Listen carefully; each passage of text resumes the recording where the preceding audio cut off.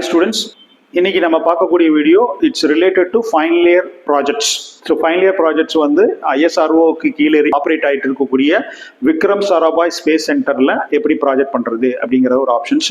So அந்த opportunity எப்படி எடுத்துக்கலாம் அப்படிங்கிற ஒரு வீடியோ பார்க்க போகிறோம். ஸோ ஃபஸ்ட்டு ஸ்டூடெண்ட்ஸ் கோத்ரூ பண்ண வேண்டிய சைட் வந்து vssc.gov.in அப்படிங்கிற வெப்சைட்டு. இது நீங்கள் எல்லா டிபார்ட்மெண்ட் ஸ்டூடெண்ட்ஸும் நீங்கள் வந்து அப்ளை பண்ணலாம். இன்கேஸ் உங்களுக்கு கிடைச்சதுன்னு சொன்னாக்கா இந்த ஆப்பர்ச்சுனிட்டி மிஸ் பண்ணாதீங்க. ஏன்னா வந்து இதில் இந்த ப்ராஜெக்ட்ஸ் பண்ணுறதுங்கிறது வந்து ரொம்ப முக்கியமான ஒரு விஷயம். இதில் வந்து ஸ்டூடெண்ட்ஸுங்கிற ஒரு ஆப்ஷன்ஸ் இருக்குது. அதில் போயிட்டு ஸ்டூடெண்ட்ஸ் கிளிக் பண்ணிக்கோங்க. இந்த மாதிரி ஒரு போர்ட்டல் வியூ கிடைக்கும். ஸோ இதில் போயிட்டு நீங்கள் பார்க்க வேண்டியது வந்து இங்கே BE BTech BSc diploma project work. So இதை நீங்கள் கிளிக் பண்ணீங்கன்னா கீழே அந்த ஆப்ஷன்ஸ் வரும். இதில் download guidelines for BE BTech BSc diploma projects கொடுத்துருக்காங்க. அதே மாதிரி டவுன்லோட் அப்ளிகேஷன் ஃபார்ம். இன்கேஸ் நீங்கள் அப்ளை பண்ணுறதா இருந்ததுன்னா நீங்கள் உங்களுடைய டீட்டெயில்ஸோடு அப்ளை பண்ணலாம். ஸோ இதில் வந்து டவுன்லோட் பண்ணீங்கன்னா இந்த மாதிரி ஒரு வியூ கிடைக்கும். ஸோ இதில் என்ன டீட்டெயில்ஸ் சொல்லியிருக்காங்க அப்படிங்கிறத நம்ம ஸ்டெப் பை ஸ்டெப்பாக பார்ப்போம். ஸோ டீட்டெயிலாக பாருங்கள். அதை பேஸ் பண்ணி உங்களுக்கு உங்களுடைய கெரியர் ஆப்பர்ச்சுனிட்டிஸ் இம்ப்ரூவ் பண்ணுறதுக்கு சான்சஸ் இருக்குது. So this is what the PDF. இதில் வந்து ஜென்ரலாக இன்ஸ்ட்ரக்ஷன் கொடுத்துருக்காங்க. ஸோ என்ன மாதிரியான டிபார்ட்மெண்ட் ஸ்டூடெண்ட்ஸ் எல்லாம் எலிஜிபிளாக இருக்காங்க அப்ளை பண்ண முடியும்னு சொல்லிட்டு இதில் வந்து பார்த்தீங்கன்னா BE BTech students are eligible and BSc students, physics chemistry students eligible and diploma candidate electronics mechanical computer science students எலிஜிபிளாக இருக்கீங்க.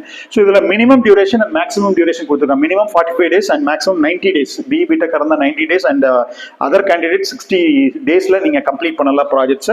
அதே மாதிரி ப்ராஜெக்ட்ஸ் வந்து பாத்தீங்கன்னா டிஃபரெண்ட் ஸ்லாட்ஸ் கொடுத்துருக்காங்க. ஸோ இது ஃபார் எக்ஸாம்பிள் இந்த 1st January to 15th February. So அந்த மாதிரி different slot over the period of year கொடுத்துருக்காங்க. எந்த இயர்ல பண்றாங்கன்னு சொல்லல, பட் திஸ் இஸ் வாட் இப்படி கொடுத்துருக்காங்க. ஸோ ஃபார் எக்ஸாம்பிள் நீங்க 16th November to 31st December அப்படிங்கிற ஒரு ஆப்ஷன் சூஸ் பண்ணீங்கன்னா அதுக்கு ப்ரியராகவே நீங்கள் அப்ளை பண்ணி செலக்ட் ஆயிருக்கணும். So that you can go for that particular இது. ஸோ அது செலக்ட் ஆகிறதுக்கு என்ன மாதிரி ப்ரொசீஜர் அப்படிங்கிறத பார்ப்போம். ஸோ இதோடைய BE BTechல நீங்கள் ஃபைனல் இயர் வந்ததுக்கு அப்புறம் in case 6th semester completed eligibility criteria, then you can send an application form and then up to 5th semester வரைக்கும் இருக்கக்கூடிய CGPA mark out of scale 60%. In case CGPA இருந்தால் 6.32 அப்படிங்கிற மாதிரி இருக்கணும் அப்படிங்கிற மாதிரி ஒரு ஆப்ஷன்ஸ் இருக்கு. ஸோ இதில் மினிமம் requirement of this. அதே மாதிரி diploma candidate and physics chemistry and BSc கேண்டிடேட்க்கு இதில் மென்ஷன் பண்ணியிருக்காங்க. இதில் வந்து இந்த பயோடேட்டா உங்களோட அட்டாச் பண்ணி உங்களோட எக்ஸ்பீரியன்ஸ் ஏதாவது இருந்ததுன்னா அதையும் சேர்ந்த மாதிரி நீங்கள் அப்ளை பண்ணி நீங்கள் பண்ணலாம். அதே மாதிரி மீன்வைல் ஸோ அது அப்ளிகேஷன் எப்படி அந்த டீட்டெயில்ஸ் பற்றி பார்ப்போம். இந்த PDFல இருக்கிறது நீங்கள் வந்து HOD ஆர் பிரின்சிபல் கிட்ட போனஃபைட் வாங்கி தான் இந்த இதுக்கு வந்து அப்ளை பண்ற மாதிரியான ஒரு ஆப்ஷன்ஸ் இருக்கும்.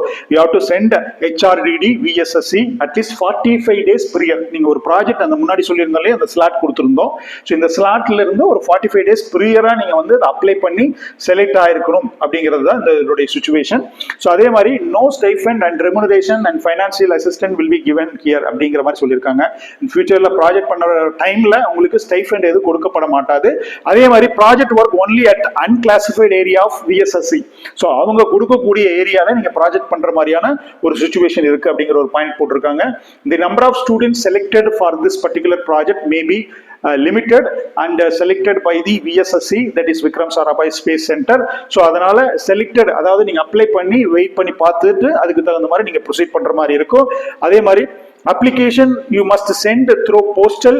Same thing you have to send via mail also. So hard copy also you have to send, soft copy also you have to send. And meanwhile இதை மட்டும் நம்பிட்டு இருக்க வேண்டாம். இன்கேஸ் உங்களுக்கு ப்ரியரா வேற ஏதாவது ஆப்பர்ச்சுனிட்டி இருந்தா நீங்க பண்ணலாம்னு ப்ரீவியஸ் பாயிண்ட்ல சொல்லியிருக்காங்க. acceptance and or maybe rejection of the application will be intimated to the principal or HOD of your college.